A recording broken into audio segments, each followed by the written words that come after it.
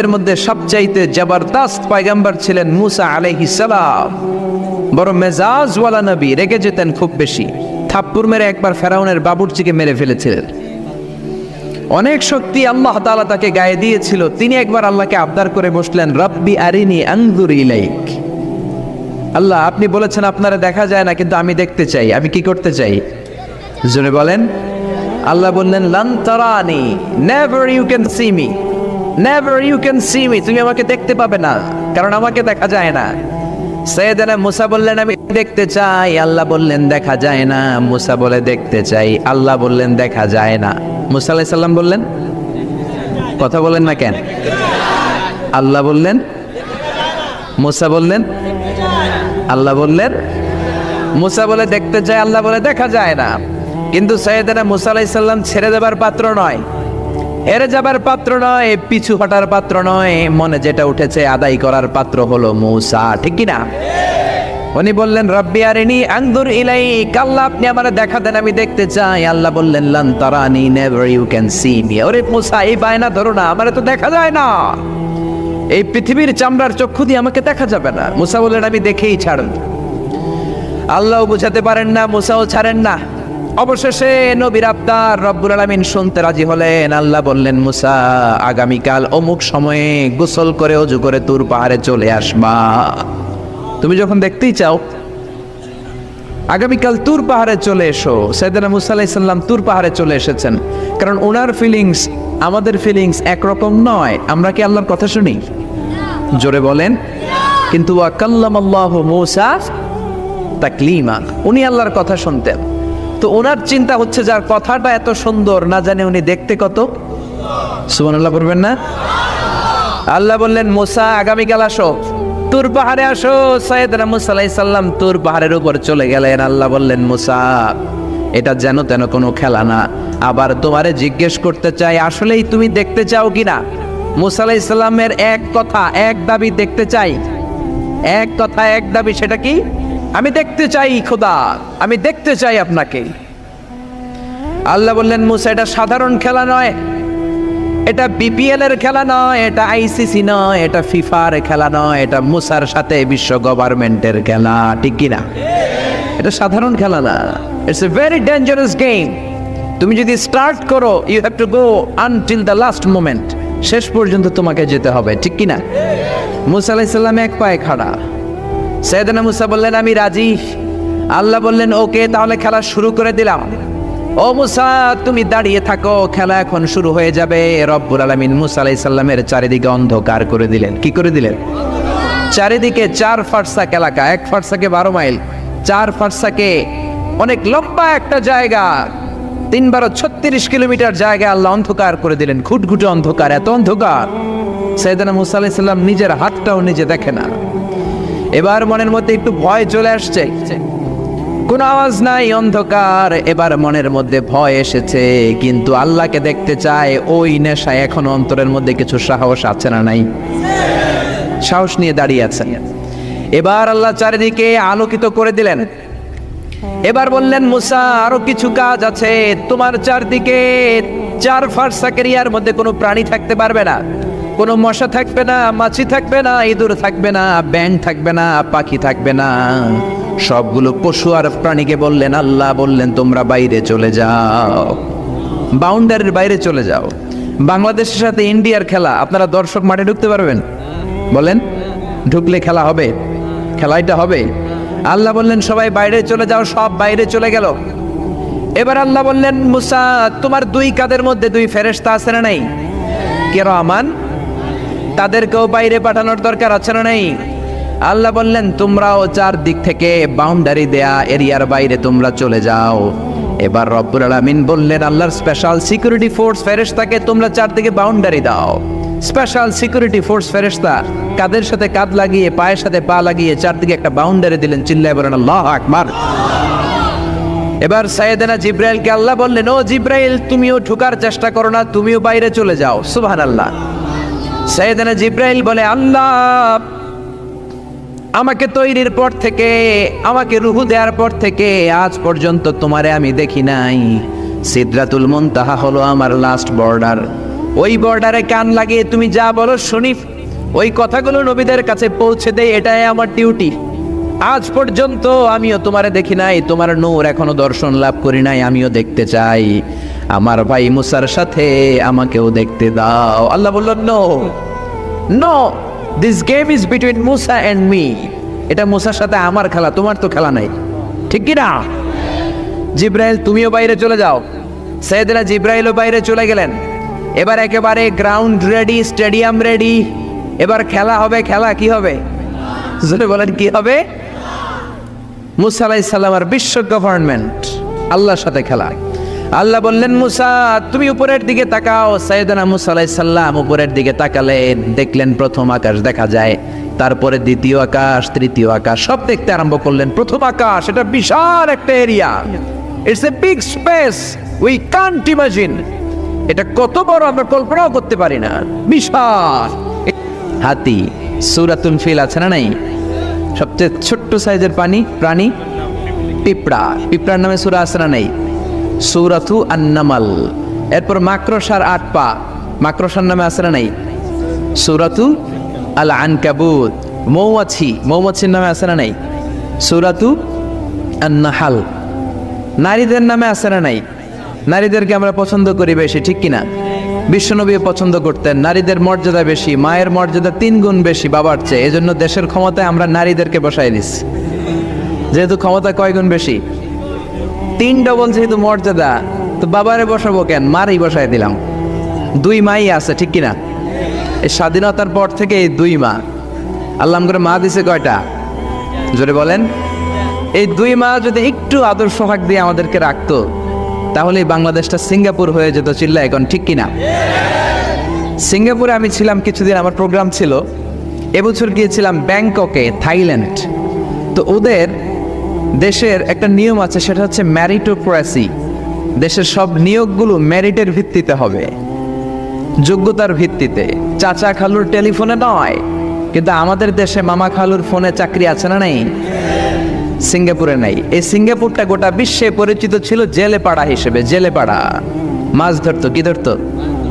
যেই এলাকাটা মাছ ধরে খেত, এই এলাকাটা এখন গোটা বিশ্বের উন্নত ডেভেলপড কান্ট্রি, দ্য ফার্স্ট ওয়ার্ল্ডের একটা অন্যতম দেশ। চিল্লায় বলেন, ঠিক কিনা? গোটা বিশ্বের মানুষগুলো ট্যুরিজমের জন্য সেখানে যায়। চমৎকার চমৎকার ট্যুরিস্ট অ্যাট্রাকশন তারা সেখানে করে রেখেছে। ওদের ছোট্ট একটা দেশ, একটা শহর নিয়ে একটা দেশ। আমাদের এতগুলো জেলা, 64টা জেলা, ওদের এতগুলো জেলা নাই, একটা মাত্র জেলা। ওই জেলার নামেই শহর, জেলাটার নাম সিঙ্গাপুর। মূলত এটা এসেছে ইন্ডিয়ান শব্দ সিংহপুর থেকে। আগে ওখানে সিংহ থাকতো, সিংহপুর থেকে সিঙ্গাপুর। যেহেতু জায়গা কম, সেহেতু তারা 3টা সিঙ্গাপুর বানিয়েছে, উপরে একটা, মাটির নিচে আরো 2টা। আপনি মাটির নিচে গেলে অবাক হয়ে যাবেন, মাটির নিচে আরো 2 সিঙ্গাপুর। সব ট্রেনগুলো, সব গাড়িগুলো মাটির নিচ দিয়ে চলে, উপরেও কিছু আছে। তো বাংলাদেশে এরকম হতে পারতো যদি আমরা ভালো ভালো নেতা পেতাম। জোরে বলেন, ঠিক কিনা? আমরা স্বাধীনতা পেয়েছি, কিন্তু স্বাধীনতার মজা আমরা পাই নাই। 71-এ আমাদের উপর জুলুম করেছে পাক হানাদার বাহিনী, আর 71-এর পর আমাদের উপর জুলুম করছে আমাদের ভোট দেয়া নেতারাই। চিল্লায় বলেন, ঠিক কিনা? এজন্য নেতা বানানোর সময় বুঝে শুনে বানানোর দরকার আছে না নাই? যারা কোরআন পছন্দ করে, ইসলাম পছন্দ করে, আমরা তাদের সাথে আছি না নাই? আপনি কোরআন নিয়ে যদি রিসার্চ করেন, অবাক হয়ে যাবেন। মানুষের নামে আল্লাহ সূরা দিলেন, প্রাণীর নামে সূরা দিলেন, চাঁদের নামে সূরা দিলেন, সূর্যের নামে সূরা দিলেন। কি অবাক করা কাণ্ড! দেশগুলো হচ্ছে 30 ভাগ, আর সাগর হচ্ছে 70 ভাগ। চিল্লায় বলেন আল্লাহু আকবার। তার মানে এই পৃথিবীর তুলনায় কত ছোট্ট একটা জায়গায় এই সূর্যপুরে আমরা বসে আছি। কত নগণ্য আমি, কত ক্ষুদ্র আমি, কত ছোট্ট আমি, ঠিক কিনা? এই পৃথিবীটা হচ্ছে আমাদের সৌরজগতের অনেকগুলো গ্রহের মধ্যে থেকে ছোট্ট সাইজের একটা গ্রহ। এই যে সূর্যের আলো আমরা প্রতিদিন পাই, যেটার আলো প্রায় 8 মিনিট 20 সেকেন্ড ব্যয় করে আমাদের দিকে আসে, সেকেন্ডে 1,86,000 মাইল বেগে। এই সূর্যটা এত বিশাল পৃথিবীর চাইতে 13 লক্ষ গুণ বড়। আর আসতে বলেন সুবহানাল্লাহ। সূর্যই কি পৃথিবীর সবচাইতে বড় সাইজের তারা? নো, সূর্যের চেয়েও অনেক বড় তারা আছে। ব্যাটেলজিউস নামে একটা তারা আছে, যেই তারাটা, যে সূর্য পৃথিবীর চেয়ে 13 লক্ষ গুণ বড়, ওই ব্যাটেলজিউস তারা সূর্যের চেয়ে 33 কোটি গুণ বড়। তার মানে এই না ব্যাটেল জিউসি পৃথিবীর সবচেয়ে বড় তারা। সূর্যের পরে পৃথিবীর সবচেয়ে কাছের তারার নাম হচ্ছে প্রক্সিমা সেন্টরাই, তারপরে আলফা সেন্টরাই এ, আলফা সেন্টরাই বি, এটা ক্যারিনা, ব্যাটেল জিউস, এরকম করতে করতে এক একটা তারা বিশাল বড়। এই সবগুলো তারা মিলে আমাদের গ্যালাক্সি। আমাদের গ্যালাক্সিতে অনেকগুলো তারা, আমাদের গ্যালাক্সির নাম হচ্ছে মিল্কি ওয়ে। এর মানে এই নয় মহাবিশ্বে মাত্র একটা গ্যালাক্সি। বিজ্ঞানীদের ধারণা প্রথম আকাশের নিচে প্রায় 400 বিলিয়ন গ্যালাক্সি রয়েছে। চিল্লায় পড়েন আল্লাহু আকবার। এরকম হাজারো গ্যালাক্সি নিয়ে আমাদের ইউনিভার্স, এরকম হাজারো ইউনিভার্স গোটা বিশ্বে আছে না নাই? এই সবগুলোকে প্রথম আসমানের নিচে রেখে আসমানটাকে সুশোভিত করেছে কে? সাইয়েদনা মুসা আলাইহিস সালাম প্রথম আসমানের দিকে তাকালেন, ওনার চোখের পাওয়ার বাড়িয়ে দিল কে? উনি এই গ্যালাক্সি দেখতে আরম্ভ করলেন, ব্ল্যাক হোল দেখতে আরম্ভ করলেন, ইউনিভার্স গুলো দেখতে আরম্ভ করলেন, ডিফারেন্ট ল অফ নেচার নিয়ে যত ইউনিভার্স আছে তিনি দেখলেন। তারপরে দ্বিতীয় আকাশ, একটার চাইতে আরেকটা বড়, একটার চেয়ে আরেকটা বড়। আমরা কিন্তু প্রথম আকাশ দেখি না। নাসার বিজ্ঞানীরা আজীবন গবেষণা করেও প্রথম আকাশের নাগালে যেতে পারবে না। তারা যেখানে যায় এটা হচ্ছে প্রথম আকাশের মহাশূন্য। এটা কি? প্রথম আকাশের মহাশূন্য, তারপরে প্রথম আকাশ, তারপরে দ্বিতীয় আকাশের মহাশূন্য, তারপরে দ্বিতীয় আকাশ, তারপরে তৃতীয় আকাশের মহাশূন্য, তারপর তৃতীয় আকাশ। একটার চাইতে আরেকটা বড়। কত বড়? বিশ্বনবী বললেন তোমার হাতের আংটিটা, কোনটা? আংটিটা যদি সাহারা মরুভূমিতে ফেলে দাও, তাহলে সাহারা মরুভূমির তুলনায় তোমার আংটি যত ছোট, আল্লাহর দ্বিতীয় আকাশের তুলনায় আল্লাহর প্রথম আকাশটা ঠিক তত ছোট। এভাবে তৃতীয় আকাশ আরো বড়, চতুর্থ আকাশ আরো বড়। সাইয়েদনা মুসা আলাইহিস সালাম দেখলেন 7 আকাশ দেখলেন। তারপরে তিনি দেখলেন সিদরাতুল মুনতাহা দেখা যায়, সেখান থেকে দেখলেন 4টা ঝর্ণা, 4টা নদী, 2টা জান্নাতে ঢুকেছে, 2টা নদী সিদরাতুল মুনতাহা থেকে দুনিয়ায় এসেছে।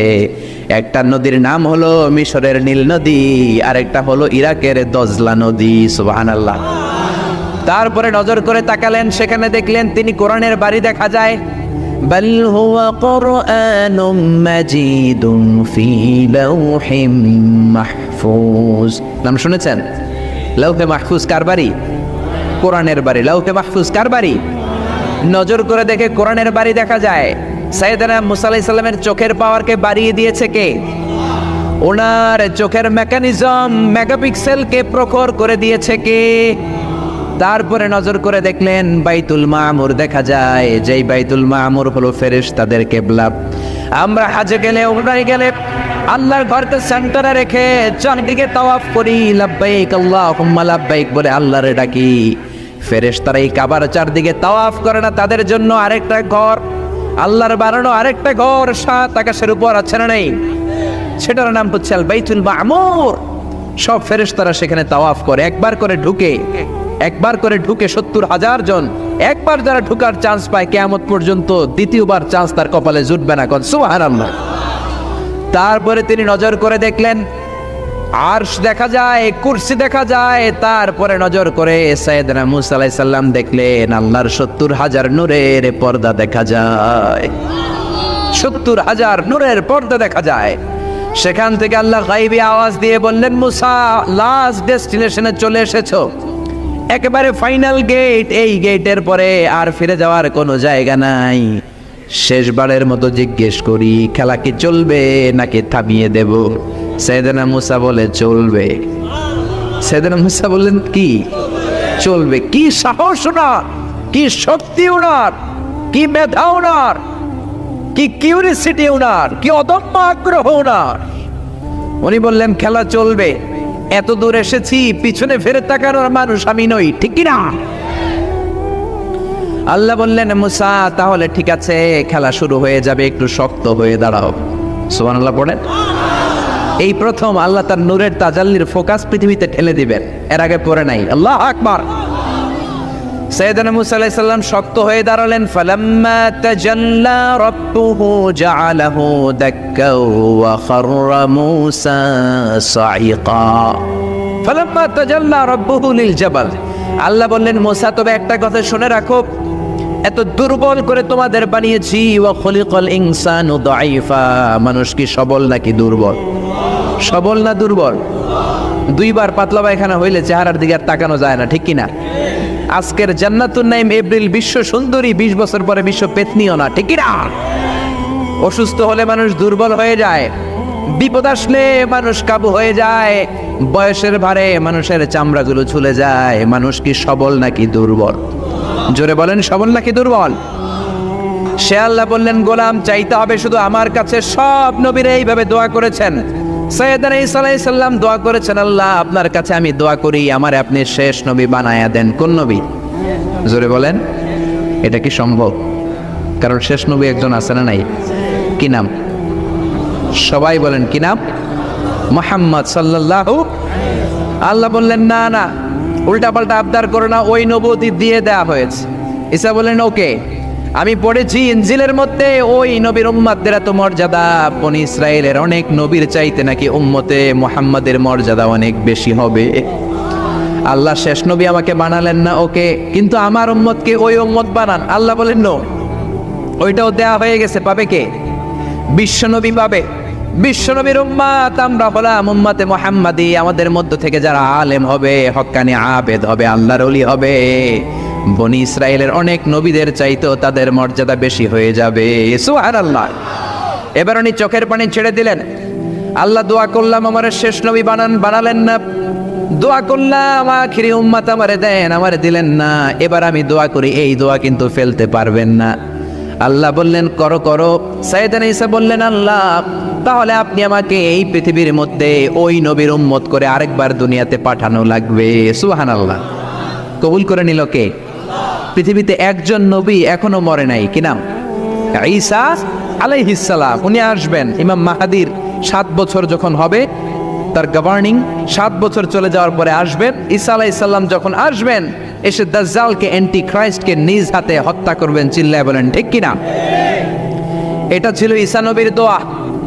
এবার বিশ্বনবী কোন দোয়া করেছেন জানার দরকার আছে না নাই? বিশ্বনবী বলেন, লিকুল্লি নবীন দাওয়াতুন মুস্তাজাবা। প্রত্যেক নবীর জন্য একটা করে দাওয়া মুস্তাজাবা আছে। আলেম যারা আছেন তারা বুঝবেন। দাওয়া মুস্তাজাবা মানে এমন দোয়া যেটা কবুল হয়ে যায়। দোয়া করলেই, কথা বলেন, দোয়া করলেই কবুল। এরকম দোয়া রব্বুল আলামিন সব নবীকে একটা একটা করে দিয়েছেন। ওই দোয়াটা করলেই সেকেন্ডের মধ্যেই কবুল করে দেয় কে? সব নবী ওই দোয়া দুনিয়াতেই করে ফেলেছে। বিশ্বনবী বললেন, লিকুল্লি নবীন দাওয়া মুস্তাজাবা। সব নবীর জন্য একটা স্পেশাল দোয়া আছে, দাও বিহা, যেই দোয়াটা নবীরা দুনিয়াতেই করে ফেলেছে। ওয়া ইন্নী আখতাবিউ দাওয়াতি শাফাআতান লি উম্মতি ইয়াউমাল কিয়ামাহ। আল্লাহু আকবার। আর আমি আমার দাওয়া মুস্তাজাবা স্পেশাল দোয়াটা এখনো করি নাই। আমার দোয়াটা এখনো আমি জমিয়ে রেখেছি। কিয়ামতের কঠিন ময়দানে আমার উম্মত যখন বিপদে পড়ে যাবে, আমার উম্মতের জান্নাতে যাওয়ার ব্যাপারে ঝামেলা লেগে যাবে, আল্লাহর অনুমতি ক্রমে শাফাত করে করে আমি আমার উম্মতদেরকে জান্নাতে ঢুকিয়ে দেব। তখন আমি ওই দোয়াটা করব। বিশ্বনবী সেজদায় পড়ে থাকবেন কিয়ামতের ময়দানে। সব নবীরাও বলবে, ইয়া নাফসি ইয়া নাফসি। কেউ যখন আল্লাহর কাছে যেতে পারবে না, সবাই মিলে বিশ্বনবীর কাছে যাওয়ার পরে বিশ্বনবী তখনও মাথা তুলবেন না। বিশ্বনবী কপাল ঠুকে কেঁদে কেঁদে বলবেন, রব্বি হাবলি উম্মতি। ও আল্লাহ, আমার উম্মতকে আপনি মাফ করে দেন। সুবহানাল্লাহ। আল্লাহ বলবেন, নবী ইরফা রাসাক, মাথা উঠান। সাল তুতা, আজকে যা চাইবেন তাই দিব। ইশফা তুশাফা, যারাই শাফাত করবেন আমার অনুমতি ক্রমে কবুল করে নিব। সুবহানাল্লাহ। বিশ্বনবী চাইলে ওই দোয়াটা দুনিয়াতেই করতে পারতেন অন্য নবীদের মতো, ঠিক কিনা? অন্য নবীরা যেমনি নিজেদের প্রয়োজনে ওই দোয়াটা দুনিয়াতেই করেছে, আমার নবীকে ওই রকম করেছে নাকি? তার মানে আমার নবীর আমাদের জন্য মায়া বেশি না কম? আমার জন্য রেখে দিয়েছেন ওই দোয়াটা, আপনার জন্য রেখে দিয়েছেন দোয়াটা, আমাদের জন্য দোয়াটা রেখে দিয়েছেন। আমরা যখন কিয়ামতের ময়দানে বিপদে পড়ে যাব, বিশ্বনবী দোয়া করে করে আমাদেরকে জান্নাতে ঢুকিয়ে দিবেন, ঠিক কিনা? বিশ্বনবী দুনিয়াতে কম আঘাত সহ্য করেন নাই। যেই লোকটার বাইরের চামড়া থেকে রগ দেখা যেত, রগের ভেতর দিয়ে যে রক্তগুলো দৌড়াদৌড়ি করে সেটাও দেখা যেত। সুবহানাল্লাহ। পৃথিবী এত সুন্দর মানুষ দেখে নাই। ওই লোকটাকে পাথর মেরে মেরে তায়েফের ময়দানে রক্তাক্ত করা হয়েছে 3 বার। আমি দেখে এসেছি এবার জায়গাটা। একবার আহত হলেন, আবার পড়লেন, আবার পাহাড়ের কাছে গেলেন, আবার মারা হলো, আবার পাহাড়ের ওই পাশে গেলেন, আবার মারা হলো। 3 বার পাথর মারা হলো। বিশ্বনবী নিজের কোনো প্রয়োজনে, নিজের স্বার্থের জন্য যান নাই, তায়েফবাসীদের জান্নাত নিশ্চিত করার জন্য, তাদের ভালোর জন্য, তাদেরকে দাওয়াত দেওয়ার জন্য গিয়েছেন। তারপরও মায়ের আসারা নাই, তখনও বিশ্বনবী দোয়া করেন নাই। ওই দিন যদি দোয়া করতেন, আল্লাহ তায়েফবাসীদেরকে আপনি শেষ করে দেন, সেকেন্ডের মধ্যে পুরো তায়েফকে পাউডার করে দিতে পারত কে? উহুদের ময়দানে তীর এসে বিশ্বনবীর দাঁতের মধ্যে বিঁধে গেল, ঝরঝর করে রক্ত ঝরলো। ওই কঠিন দিনও বিশ্বনবী ওই দোয়াটা করেন নাই, ঠিক কিনা? বদরের ময়দানে 313 জন সাহাবী নিয়ে বিশ্বনবী চোখের পানি ছাড়ছেন। আবু বকর বলেন, ইয়া রাসূলুল্লাহ, ইয়া হাবিবাল্লাহ, মাথা উঠান, আপনি এমন ভাবে দোয়া করেছেন, আমার মন সায় দেয়, আমার মন বলে আজকের দোয়া আল্লাহ ফেরাবে না, ওঠেন। বিশ্বনবী চাইলে ওই দিন বলতে পারতেন, কুরাইশদেরকে আল্লাহ আপনি নাস্তানাবুদ করেন, করে দিত কে? প্রচন্ড ক্ষুধার সময় বিশ্বনবী যখন মক্কায় কেঁদে কেঁদে হয়রান, তখন ওই দোয়াটা করেন নাই, ঠিক কিনা? 3 বছর আত্মীয় স্বজন সহ শিয়াবে আবু তালেবে জেল খেটেছেন। কয় বছর? জোরে বলেন। প্রথম বছর খেয়েছে ছাগলের গোশত, সবাই ছাগল পালতো, নিজেদের ছাগলের গোশতগুলো খেয়েছে। দ্বিতীয় বছর কোনো ছাগল নেই, ছিল ছাগলের রোদ্রে শুকানো চামড়াগুলো, পানিতে ভিজিয়ে ভিজিয়ে চামড়া খেয়েছে। তৃতীয় বছর ছাগলের চামড়াও নাই, কি নাই? তৃতীয় বছর ছাগলের চামড়াও নেই, ছিল গাছের বাকল, গাছের পাতা। শিয়াবে আবি তালেবে বিশ্বনবী গাছের পাতা খেয়ে, গাছের চামড়া খেয়ে জীবন ধারণ করেছেন। বিশ্বনবীর এলাকার লোকগুলো, মুমিনগুলো কেঁদে কেঁদে হয়রান। তখনও যদি বিশ্বনবী দোয়া করতেন, কবুল করতো কে? মদিনায় দুর্ভিক্ষ, কোনো খাবার নাই, বিশ্বনবীর পেটে কোনো খাবার নাই, কোনো দানা পানা পড়ে নাই। বিশ্বনবীর কলিজার টুকরা নাতি হাসান আর হোসাইনের পেটেও কোনো খাবার নাই। বিশ্বনবীর কলিজার টুকরা ফাতেমার পেটে কোনো খাবার নাই। চাইলে বিশ্বনবী তখন দোয়াটা করতে পারতেন না? বিশ্বনবী মসজিদে নববীতে জোহরের নামাজ পড়ে হাসান হুসাইনকে দেখতে গেলেন, যে দেখে ফাতেমা রান্না করে। আসলে কি রান্না করে? চুলার মধ্যে পাতিল দিয়ে পানি গরম করে আর হাসান হুসাইনকে বুঝ দেয়, ঠিক কিনা? বিশ্বনবীর পায়ের আওয়াজ শুনে ঘুমন্ত হাসান আর হুসাইন জেগে গেল। দৌড়ে এসে নানাজিকে ঝাপটে ধরে ডেকে বলে, নানাজি, গতকাল কেন দেখতে আসলেন না? আজকে দুপুর হয়ে গেল, বিকেল হয়ে যাচ্ছে, এখন বুঝি আপনি দেখতে আসার সময় হলো? বিশ্বনবী বললেন, হাসান হুসাইন, এই তো এইমাত্র জোহরের নামাজ পড়ে আসলাম, তোমাদের খোঁজ খবর নিতে এসেছি। হাসান আর হুসাইন বলল, কি খোঁজ খবর নিবেন? খোঁজ খবর নেওয়ার আগে একটা বিচার করে দেন। বিচার? আপনি তো আহকামুল হাকিমিন, সব চাইতে বড় বিচারকের সব চাইতে বড় নবী, ইনসাফওয়ালা নবী। আপনার কাছে বিচার দিয়ে কেউ কোনোদিন বিচারে ঠকে নাই, ঠিক কিনা? আপনি একটা বিচার করেন। বিশ্বনবী বললেন, কিসের বিচার? হাসান বলে, নানাজি, আপনার মেয়ের নামের বিচার, ফাতেমার নামের বিচার। বিশ্বনবী বললেন, ও হাসান, আমার মেয়ে ফাতেমার আবার কি বিচার? কি অপরাধ আমার ফাতেমার? হাসান হুসাইন চোখের পানি ছেড়ে দিয়ে ডেকে বলে, নানাজি, আপনার মেয়ে আমাদেরকে খাবার দেয় না কেন? খাবার দেয় না কেন? বিচার দিলাম, গতকাল সারাদিন বলেছে রাত্রিবেলা খাবার দিবে, রাতে খাবার দেয় নাই। আমাদেরকে বলেছে তোমরা ঘুমিয়ে যাও, আমি রান্না করি, সকালে দিব। ঘুমিয়ে গেলাম, সকালবেলায় খাবার চাইলাম, আপনার মেয়ে ফাতেমা তখন আমাদেরকে খাবার দেয় না। দাদা, আমরা ছোট্ট 2টা মানুষ ক্ষুধার জ্বালায় বেহুশ হয়ে যাই, আর সহ্য করতে পারি না, আপনার মেয়ে খাবার দেয় না। দুপুর হয়ে গেল, 2 জনে কান্নাকাটি করে আপনার মেয়ে এখন পর্যন্ত আমাদেরকে খাবার দেয় নাই। আমরা 2 জন তো আর সহ্য করতে পারি না, কেন আপনার মেয়ে আমাদের সাথে এমন করে? আপনার কাছে বিচার দিলাম, আপনি বিচার করেন। বিশ্বনবী আর কি বিচার করবেন? ধা ধা করে বিশ্বনবী চোখের পানিগুলো ছাড়েন। হুসাইনকে জড়িয়ে ধরলেন, হাসান রে জড়িয়ে ধরলেন, ডেকে বললেন, হাসান রে, কাছে আয়। বিশ্বনবী শাম দেশের জুব্বা পড়তেন, শাম দেশের জুব্বাটা উপরের দিকে উঠালেন, হাসান রে দেখালেন, এই তো দেখ, তোর নানার পেটের মধ্যে 3টা পাথর বাঁধা। একদিন না খেয়ে থাকার কারণে তোদের পেটে এত জ্বালা, এত কষ্ট।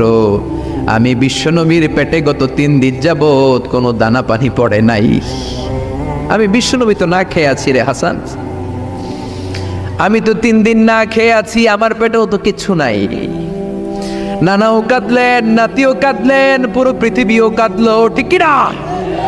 ওই কঠিন ক্ষুধার দিন, ওই কঠিন দুর্ভিক্ষের দিন বিশ্ব নবী যদি তার স্পেশাল দোয়াটা করতেন, জান্নাত থেকে জিব্রাইলকে দিয়ে খাবারের বস্তা পাঠিয়ে দিত কে? ওই দিনও বিশ্ব নবী দোয়াটা করে নাই।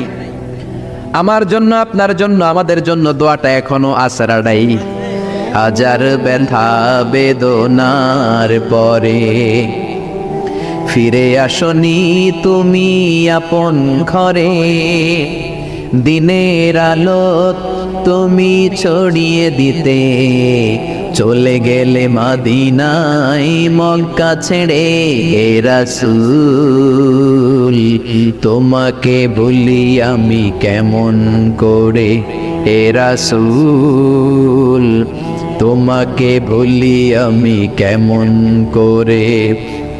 খেয়ে না খেয়ে দিন প্রচারের কাজে নিজেকে দিয়েছ বিলিয়ে, তাই ফের কাফিরেরা চিনল না সে আলো, দুষ্ট ছেলেদের পিছু দিল লেলিয়ে। পাথরের আঘাতে ক্ষত বিক্ষত হয়ে সারা শরীর থেকে রক্ত ঝরে। হে রাসূল তোমাকে ভুলি আমি কেমন করে, হে রাসূল তোমাকে ভুলি আমি কেমন করে। পড়েন আল্লাহু আকবার। কি দিল দরিয়া নবী ছিল, নিজের বিপদের কথা ভুলে গিয়ে, নাতির বিপদের কথা ভুলে গিয়ে, ফ্যামিলির কথা ভুলে গিয়ে উম্মতের জন্য কেঁদেছে, ঠিক কিনা?